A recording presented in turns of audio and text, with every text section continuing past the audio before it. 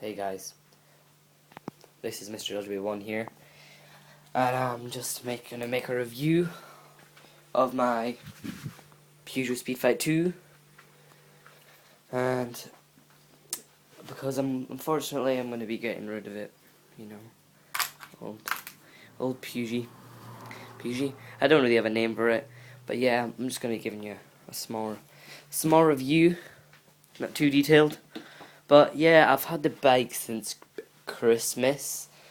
So it's at 6-7 months, just about 6 or 7 months, and basically pretty much no problems except the clutch, but that got easily replaced. So first thing I will start off is the look. Agile, sleek, streamlined, beautiful, but it's a scooter, so it doesn't fit into any of that categories. Haha. But yeah, it's a moped. What can you expect? But yeah, it's the thing I love about it the most is the fact that it's really thin. Like, oh, hold on, like thin for going filtering through traffic, but not too thin. Compared to the Aprilia SR50, the handlebars are wider, which is good, and it's got bar ends. So if you drop it, as you can see, I might have dropped it once or twice. That's great. It doesn't affect her. I've dropped it twice or 3 times, and no marks whatsoever. Noise. Well, it's a moped, so it's going to be pretty noisy. Reliability. Yeah, the clutch gave out, but I mean, this is a 2000. This is a 57, 2007. So it's been in there for 5-6 years. What can you expect? Storage. I'll show you here. Well, you just get a bag of shopping. That's what you get in there. A chain, and then you can fit a helmet. I have like probably a small head, so it's going to be a small helmet, and it fits in there. Okay, I mean, yeah, you do have to push it down a bit to get it down, but other than that, it's pretty good. They don't, unfortunately, I can't find a top box, and the fact that I can't get it off. It's welded on. The seat itself is welded on.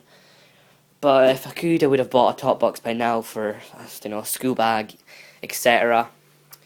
Within the 6 months I've had it, it's a brilliant bike. You can't go wrong. I'd suggest it to any other person, but any moped. But if someone wants to get a geared 50cc bike, go for it, because they learn you the best for doing your bike tests and jumping up onto a 125. But I got a moped instead. Brakes fine, wheels are fine. I'll start with the back. Can't really see it, but the tread is, it's you only need visible tread in a moped, but still, it's fine. Nothing wrong with it. And I'm going to tell you right now, this is cold. I can't touch it, and it's not. It's fine. There's nothing warm. So just for further on in the video, front tread is fine. Loads left. Grip, it's actually quite good. I mean, a moped, it's to build up your roadcraft, build up your confidence with the road, but it's an overall good bike. And take this out, stick it in. It's got 3 lights. It's got a high beam, low beam, so it's got that. You're not really going to get that. Oil check, well, it's always on when it's in. It's always on when you put the ignition on. Indicators, and I think this was an alarm, but we don't have one. You have to pay extra for the alarm.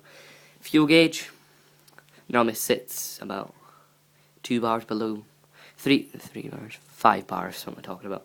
5 bars below the red line. This bike is de-restricted when I first got it, so with me on it, and I'm only 8.5 stone, about that. My bike can go 55, so it red lines. It just passes the red line. That's on a country road, where it's 60. Fuel, you fill it up. when I first got it, when the petrol was quite low, I think it was about just under £6, and that would last me about 10 days. Now I'm using it a lot more, I guess, because I've got a job which requires me to go a 7 mile round trip. I get about I reckon it to fill it up is about £10, and I have to fill it up every 10 days, so it's probably about £7 a week now. Steering's pretty good, you know, nothing wrong with it there. And it's got a kickstart, and as you just heard a second ago, it starts fine. See, the exhaust is cold. I'll hold it. The exhaust is really cold. And I'll start it for you. The ignition is on. Leave my shopping. Now I don't have any shoes. Okay, right. I'll start it. Right. Start it once. So see, that's just getting the point, and then there we go.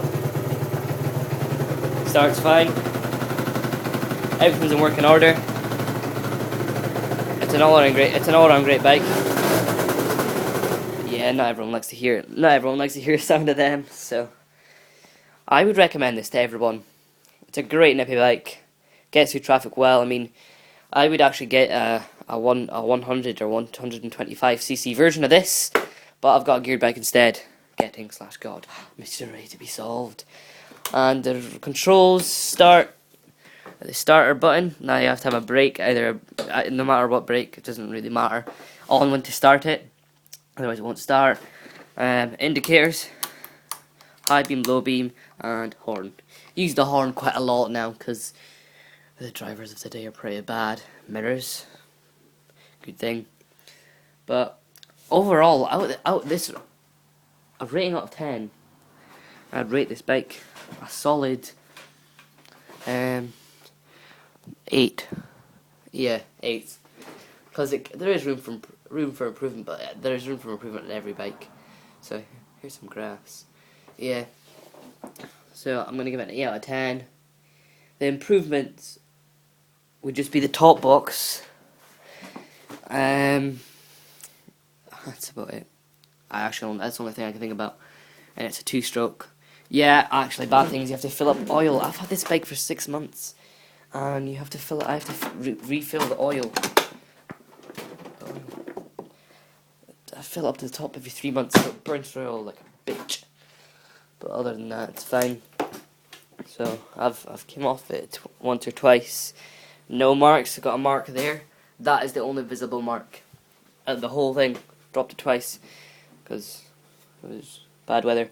But yeah, that's a really great bike, and that's my video for just now. Thank you and goodbye. That's Mr. Algebra 1.